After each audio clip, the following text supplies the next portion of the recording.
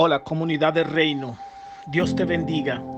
En esta ocasión, después de saludarte, quiero hablarte del porqué. El porqué que significa propósito.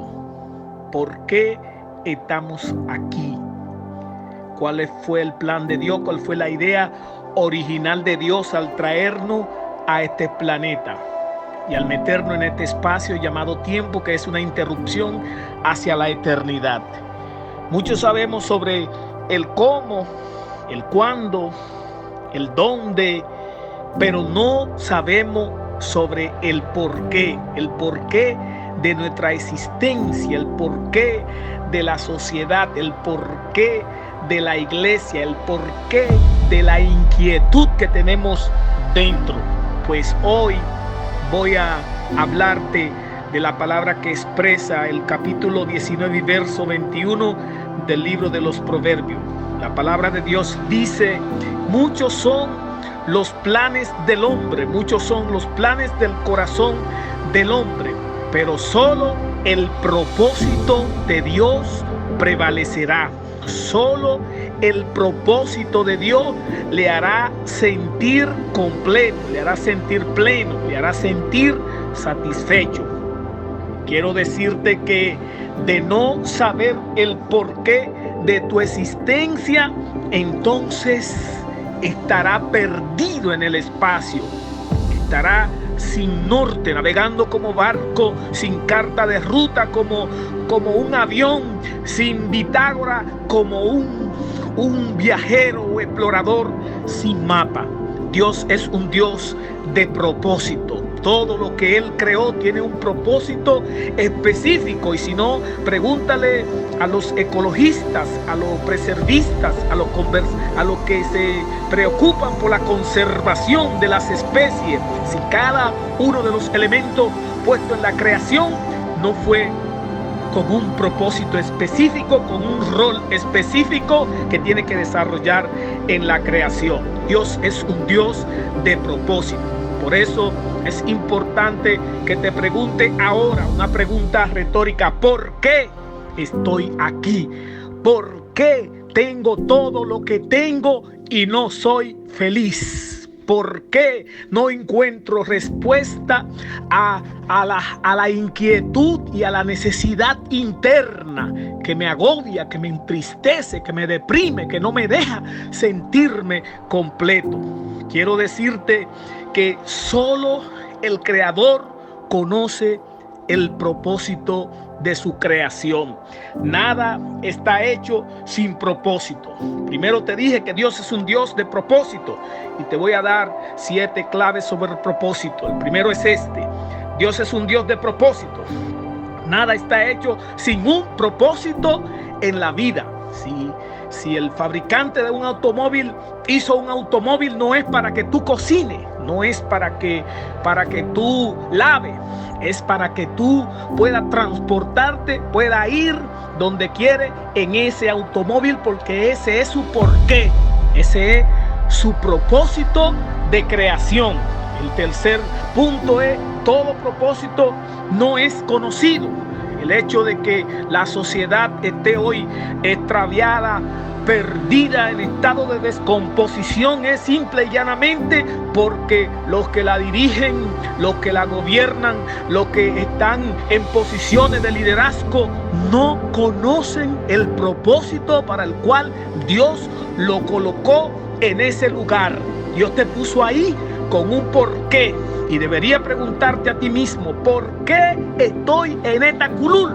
¿Por qué estoy en esta posición? Cuando conozca tu propósito, entonces podremos decir que el barco cambiará de curso e irá a un puerto seguro. Número 4. Cuando no se conoce el propósito, el abuso es inevitable. si no conoce para qué Dios te puso en esa escuela, para qué Dios te puso en esa posición de policía, para qué Dios te puso en esa oficina de ingeniero, para qué Dios te puso en esa casa como esposo o como esposa, si no conoce el propósito, entonces el abuso de esa posición es inevitable. No podrás tú desarrollar tu rol como esposo si no conoces cuál es el propósito de Dios para los esposos. No podrás tú desarrollar un buen papel como esposa si no sabes cuál es el propósito para las esposas.